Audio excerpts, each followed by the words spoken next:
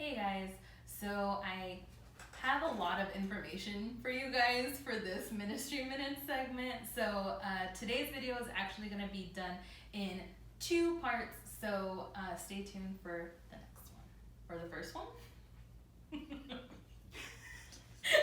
I don't know why this is so difficult for me.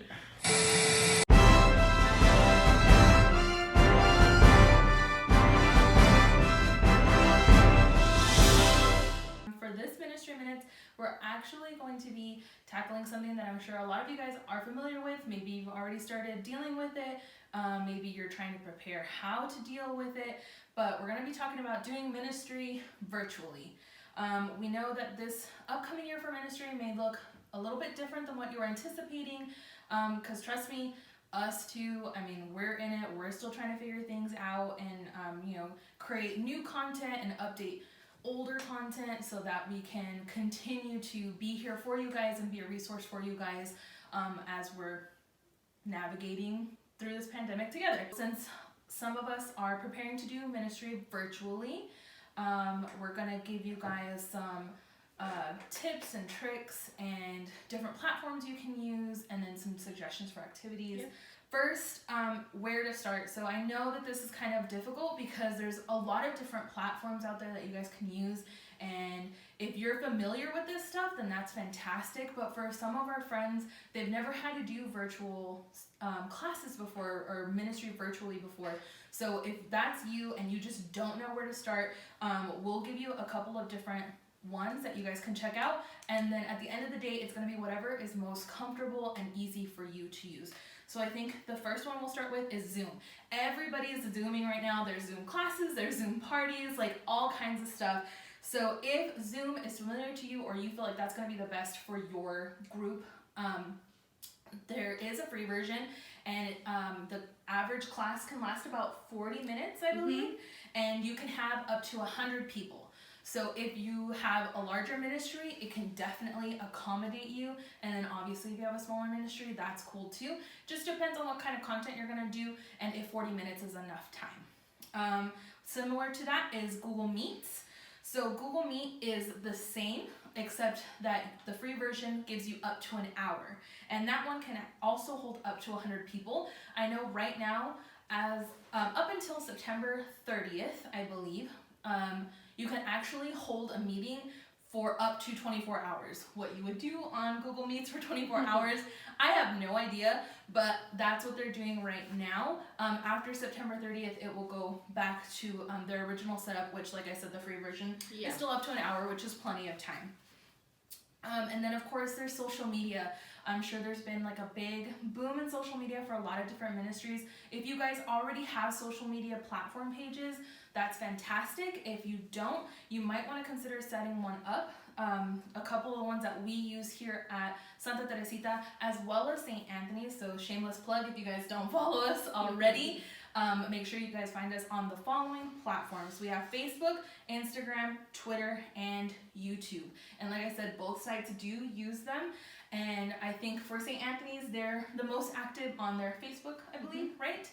Facebook, as are we, and we also are pretty active on our Instagram, and obviously Ministry Minutes is on YouTube, so keep that in mind. And then the last two, they're apps on your phone, and these are more for like updates and things.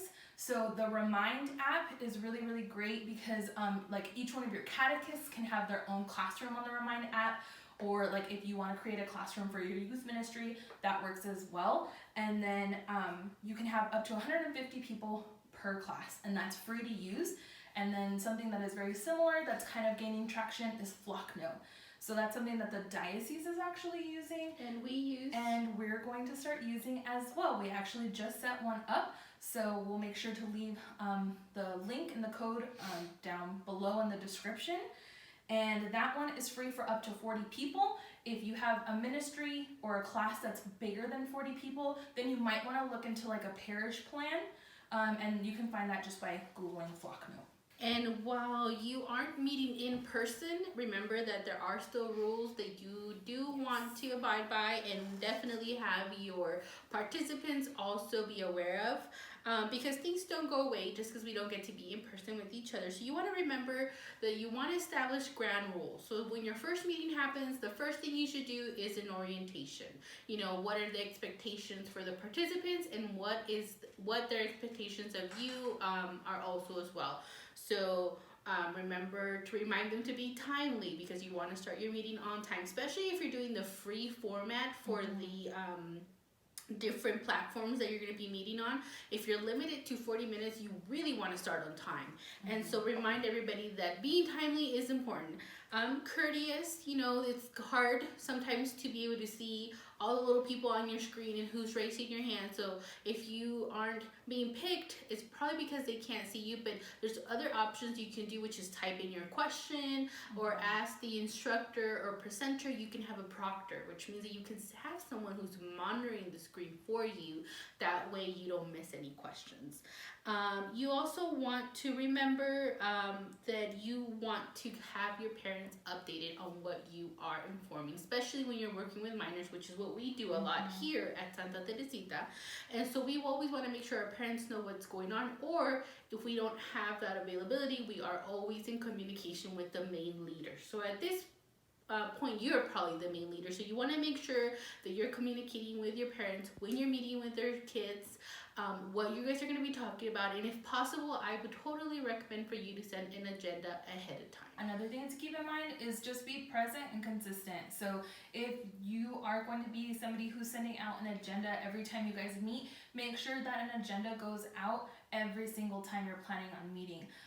The biggest thing, especially if you're just going to do, social media, and that's kind of how you're going to get the word out. If you do start doing virtual meetings for either catechism or your youth ministry, just being present and being consistent. I think when you have difficulty creating content, or like if you're new to this and so everything is just like brand new to you, the most important thing is that whatever you're posting, as long as your students are following you on your social media pages, whether they're liking your content or commenting on your content, as long as they're following you, they're still going to see it. So it's still going to get in front of their faces, and so you just want to be present and consistent with everything that you're posting, especially if you decide that meeting virtually isn't something that you can do all the time every single week, and you're only going to do it every once in a while, but you still want to make that connection with your students. Being present and consistent is going to be one of the most important things for you guys. And while you're doing that, you also have to be aware of which platform you want to use for what specific thing. So for example, you may not want to do a really lengthy presentation that includes a lot of discussion or a lot of videos on a virtual meeting when you only have about 40 minutes, right? So maybe those things you can pre-record and upload on a YouTube video that you can then share the link with your students. And you can say, hey guys, you have about a whole week to check this out before we actually meet virtually, and we'll be face to face, and we will get a chance to discuss. You have a little chat. So know what platform you want to prepare what material for. So remember, when it's on social media, it's probably like reminders or short links to videos, or just staying in touch, communicating, updating each other on kind of what's going on. That's great. Your virtual meetings, connect with them, chat, pray, have a small group discussion, answer questions. Anything a little bit lengthier, we always recommend pre-recording those messages. So know which platforms you want to use for what type of presentations. If you guys decide that you're just going to do social media right now because you feel like you just aren't ready to do virtual meetings or take on virtual meetings for your ministry, when you guys do start posting and things like that, don't be afraid to do silly things to encourage that connection and that engagement with your platforms. So ask for prayer intentions. Something that we've noticed here at Stick is whether it's an actual post on Facebook or Instagram, or just something that we throw up in our stories, asking for prayer intentions is one of the things that we get the most engagement with, because let's be honest, especially right now, everybody can use prayer for just about anything, even if it's in Thanksgiving or because of an actual need. Prayer is a great way to start out, and like I said, really encourage that engagement. Asking silly questions or like would you rather questions, those are really good ones because they don't really take a whole lot of creativity, but it's something that everybody has an opinion on. So just like little things, like one that we did for a meeting a couple weeks ago with Edgar from the Newman Center, so shout out to Edgar. His team came up with a question of would you rather no longer have to wait in line for anything or always have green lights? And so everybody had an opinion on it and was like really like thought out. Like I would rather, like I personally said, I don't care if I have to wait at a stoplight because I don't have a lot of stoplights on my commute to work, so I would rather not have to wait in line ever because I am not a big fan of waiting. So just little things like that, if you just encourage again that engagement, and then doing this or that questions, or just asking a question, and then if you don't necessarily need a typed out answer, have them drop just a random emoji. Like who doesn't love using emojis right now, Yeah. So ask them a question and have them respond with an emoji, and that's something that's quick and simple. And if you need any other help, please always know that we are here for you, and you can always reach out to the retreat center here at Santa Teresita. Alright guys, check out the link below, which has good information on the different platforms that are available to you, many of which we've already mentioned. This resource comes to you from Roman Flores at Office of Formation Evangelization. Thanks, Roman. So that's it for this video. Make sure you check in next Friday with us for part 2 of this topic, which is really awesome that Sam had a lot of information for. Which will have a lot of information on the activities and a sample schedule as you're ready to get started with your virtual online meetings. Thanks, everyone. Bye.